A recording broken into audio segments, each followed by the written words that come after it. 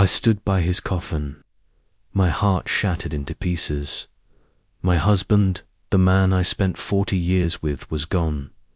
But then, out of nowhere, his lawyer walked up to me and slipped an envelope into my trembling hands. "From your husband," he whispered. When I opened it, the words inside turned my entire world upside down. And what happened next? No one at that funeral will ever forget. Before we continue, please write in the comments which country you're watching this video from. Enjoy the story. My name is Margaret, and a week ago I buried my husband, Richard. We had been married for 40 years. We raised 3 kids together. We built a life, a good one, filled with love, laughter, and memories. Or at least, that's what I thought. Richard's passing was sudden, a heart attack that came without warning. One moment he was reading the newspaper in his chair, the next he was gone. The grief was unbearable. My chest felt like it was caving in. My children tried to comfort me, but nothing worked. And then came the funeral. People came in black, whispering their condolences. The church was full of flowers, the air heavy with the smell of lilies and sorrow. I stood by the coffin, clutching a framed photo of Richard smiling on our last vacation together. I thought I knew everything about him, but I was wrong. It happened just after the service ended. I was thanking some distant relatives when a man in a sharp grey suit approached me. He looked serious, professional. "Mrs. Callahan?" he asked. "Yes," I whispered. He reached into his briefcase and handed me a thick, cream-colored envelope with Richard's handwriting on it. "This is from your husband," he said softly. "He asked me to deliver it to you today." I frowned. "What is this?" The man gave me a sad smile. "His last words to you." And then he walked away, leaving me standing there with the envelope in my trembling hands. I stared at it for a long moment, my heart pounding in my chest. Richard's handwriting. My Richard. I walked to a quiet corner of the church and tore it open. Inside was a letter and a key, and when I read the first line, my knees almost buckled. "My dearest Margaret, if you're reading this, it means I'm gone, and I have to tell you something I should have told you years ago." I froze. My eyes scanned the words faster, my breath catching with every sentence, because what Richard wrote wasn't love, it was a confession that would drag every single person at that funeral into the biggest scandal our family had ever seen. And that key, it opened the door to a secret Richard had been hiding for decades. My hands were shaking as I clutched that letter. My eyes darted back to the words Richard had written, unable to believe what I was reading. "I'm sorry I couldn't tell you while I was alive.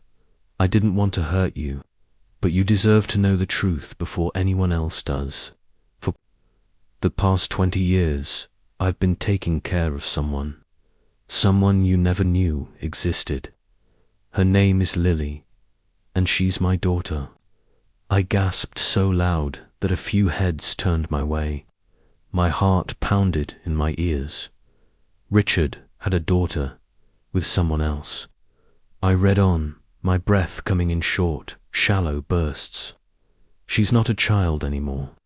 She's grown now, and I promised I would make sure she was taken care of, even after I was gone. That key I left with you, it opens a safety deposit box at Clearwater Bank. Inside, you'll find documents, letters, and something for Lily. She'll be at the funeral today. Please, find her. Tell her I kept my promise. And forgive me if you can." My knees almost buckled. I grabbed a nearby pew to steady myself. My vision blurred as tears filled my eyes, not from sadness this time, but from shock, anger, and betrayal all tangled together like a storm inside me. I folded the letter with trembling hands and slipped it back into the envelope, my fingers brushing against the cold metal of the key. Then I scanned the room. My children were chatting near the altar. Friends and family were hugging, sharing memories. And somewhere among them was Lily, the child of the man I thought I knew, and the woman he never told me about.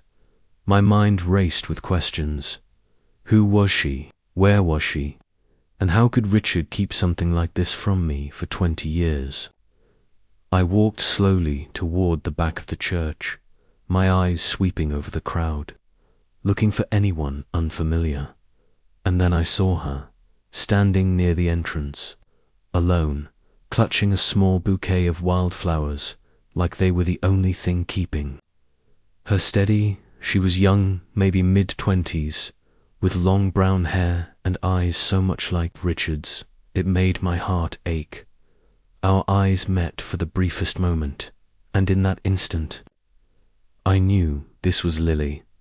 Before I could move, David, my eldest son, approached me. "Mom, are you okay? You look pale." I swallowed hard, forcing a smile. "I'm fine, sweetheart. Just tired." He frowned. "What's that in your hand?" Quickly slipped the envelope into my purse. "Nothing. Just something from the lawyer." David's eyes narrowed slightly, suspicion flickering across his face. But before he could press further, someone called his name, and he walked away. I took a deep breath and approached Lily. "Hello," I said softly. She looked up, startled, her eyes wide with fear and sadness. "Oh, hi, are you Lily?" I asked, my voice trembling. Her lips parted. "Yes, who are you?" I hesitated, my heart pounding so hard it felt like it might burst.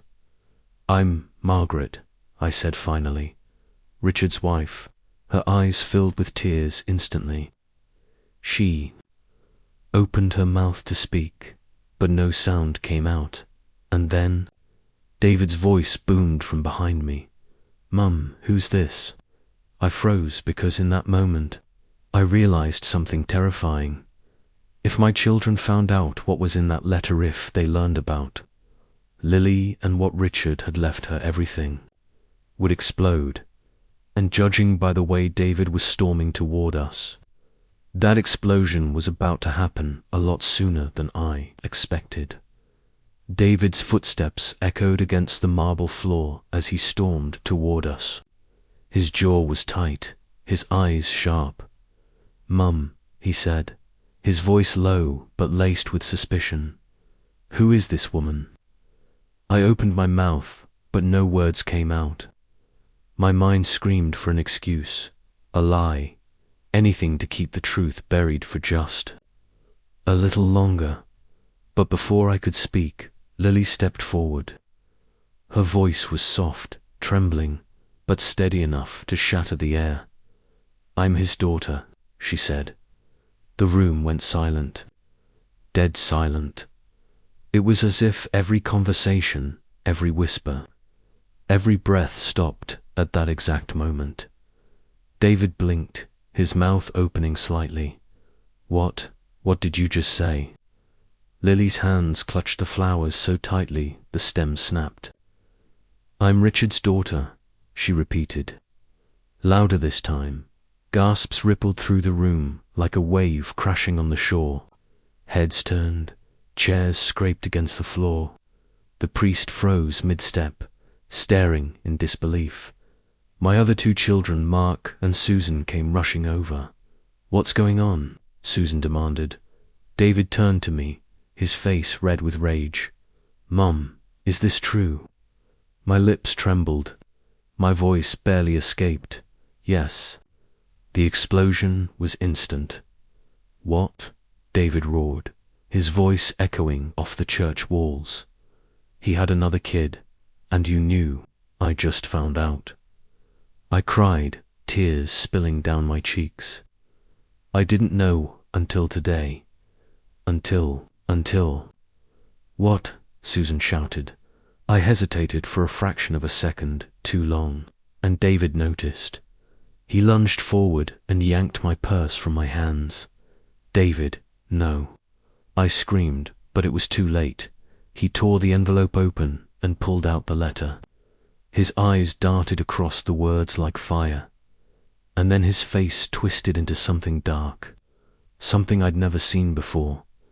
"She gets money," he hissed. "She gets everything, doesn't she?" My heart pounded. "David, please." "Oh my God," Susan gasped, peering over his shoulder. "Dad left her something, didn't he? Didn't he?" Mark snatched the letter and read it, his face turning pale. This can't be real. Dad wouldn't do this to us." The entire church had gone silent, every eye fixed on us as the family drama unfolded like a bomb detonating. David spun toward Lily, his fists clenched. "You planned this, didn't you? You come here at our father's funeral to take what's ours." Lily's eyes filled with tears. "I didn't ask for any of this," she whispered. I just wanted to say goodbye." "Liar," David spat, his face inches from hers. Before he could take another step, I grabbed his arm. "David, stop," I shouted. He yanked his arm free and turned on me, his eyes blazing. "You're on her side now. Some stranger's side. Over your own kids." "She's not a stranger," I said, my voice breaking. "She's your sister." The word hung in the air like smoke after a gunshot. "No," Susan whispered, shaking her head.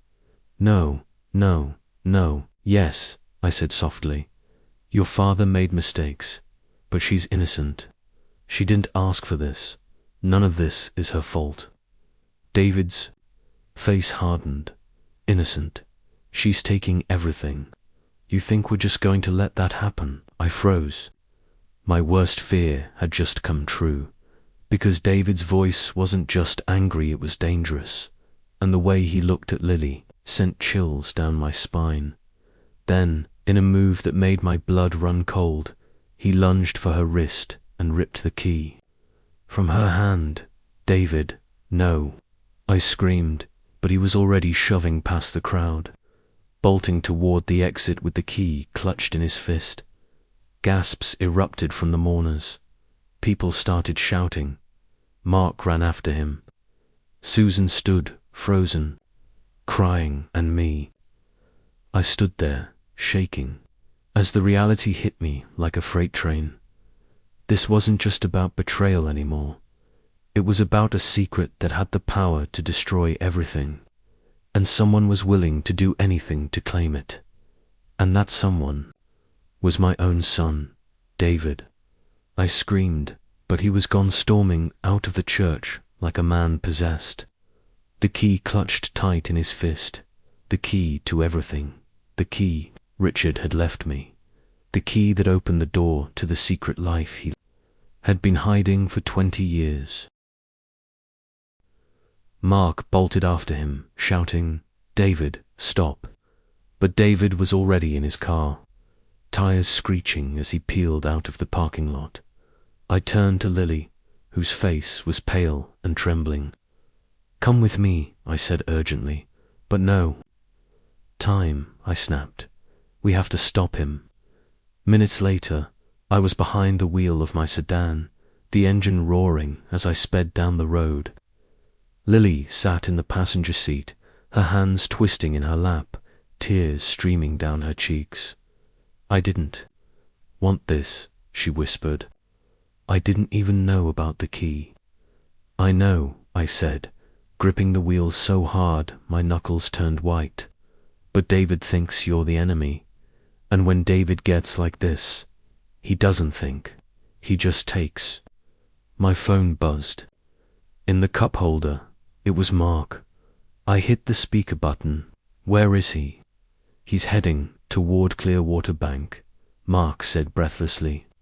"Mum, he's out of control."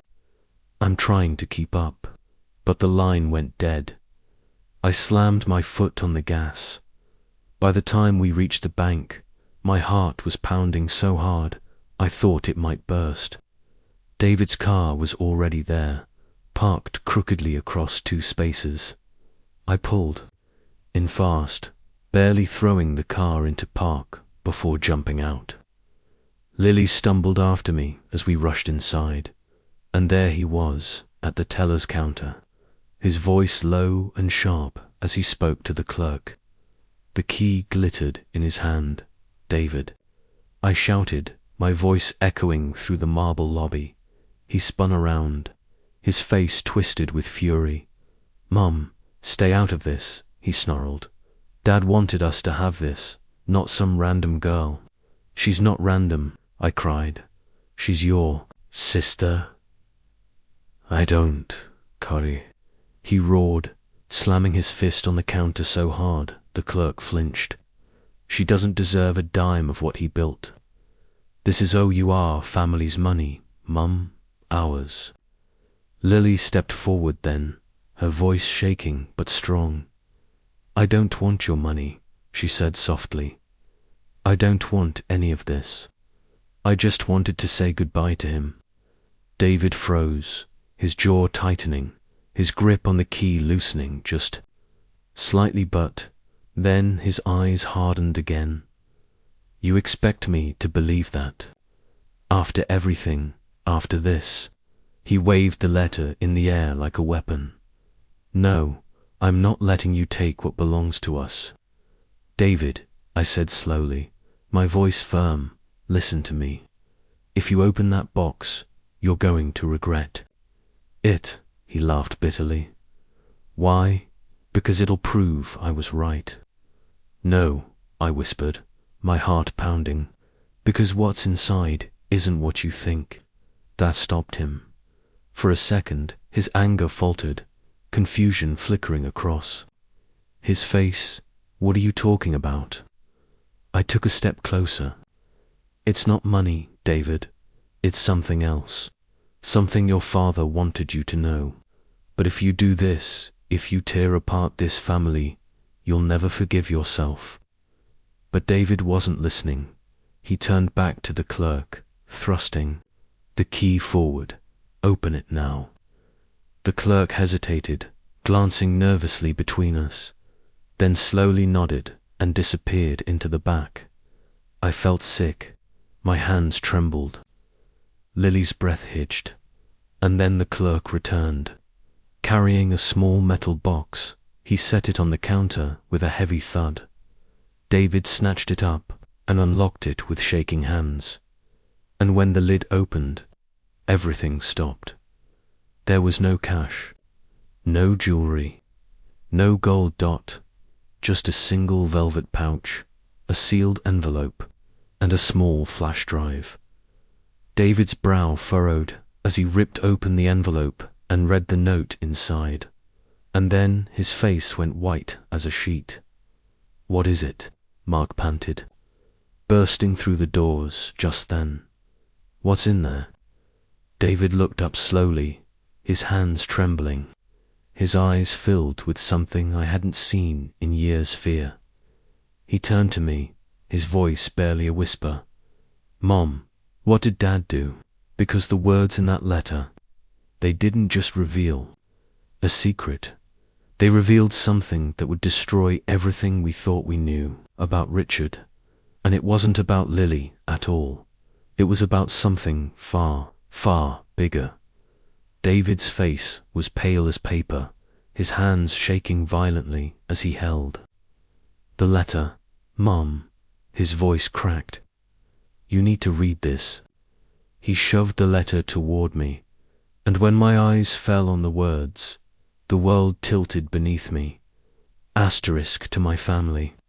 If you're reading this, it means everything has come to light.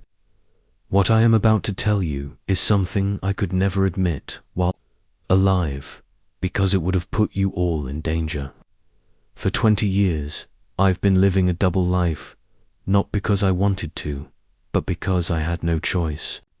20 years ago, I got involved with the wrong people, dangerous people, people who would have killed all of us if I walked away. I worked for them. I laundered money for them. And for decades, I kept you safe by doing everything they asked. I hated every second of it. But I stayed alive for you. The flash drive contains all their names, accounts, and secrets. If anything happens to me, this needs to go to the FBI. Not to them, not to anyone else. If you love me, you'll do what I couldn't. End this. Asterisk, my blood ran cold. My husband, the man who made pancakes every Sunday, who tucked the kids in, at night was working for criminals. The man I loved had been living a secret life. I stared at the flash drive like it was a ticking bomb, because, in a way, it was. Mum, David whispered, this could get us all killed. Mark stumbled back, running a hand through his hair. Dad was laundering money. For who? Lily's voice trembled. He said, they'd come after us if they knew. And then, the lobby doors flew open. 2 men in black suits stepped inside, their eyes scanning the room like hawks. I froze. My gut told me exactly who they were. The people Richard warned us about. David's grip on the box tightened. We need to leave, now. But it was too late. The men walked straight toward us, their steps slow and deliberate. One of them smiled coldly. Mrs. Callahan, he said, his voice smooth as ice. We'll take that box. I swallowed hard. My heart thundered in my ears. I don't know what you're talking about. His smile widened. Don't play games. Richard owed us. And now, so do you. David stepped in front of me, his fists clenched. You're not getting this. The man's expression darkened. Then we'll take it from your dead hands. Everything happened at once. David shoved the flash drive into my hand. Go, he shouted. I grabbed Lily's wrist, dragging her toward the back exit. The sound of shouting, of fists hitting flesh, echoed behind us as David and Mark tried to hold them off. We burst through the alley, gasping for air, adrenaline pumping through every vein. Mum, what do we do? Lily cried, tears streaking her face. I clutched the flash drive so tightly it dug into my palm. We do what your father asked, I said, my voice steel. We take this to the FBI. We end this. For him, for all of us. Hours later, I sat in a sterile federal office, the flash drive on the table in front of an agent who promised protection, safety, and justice. But as I signed the last paper, a strange calm washed over me because my Richard, had given his life to protect us. And now it was my turn to finish what he started. That night, as I lay in a safe house bed, Lily asleep in the next room, I whispered into the darkness, you kept your promise, Richard, and so will I. Before you go, tell us in the comments, what would you do if you discovered a secret like this about someone you loved? And let us know which country you're watching from.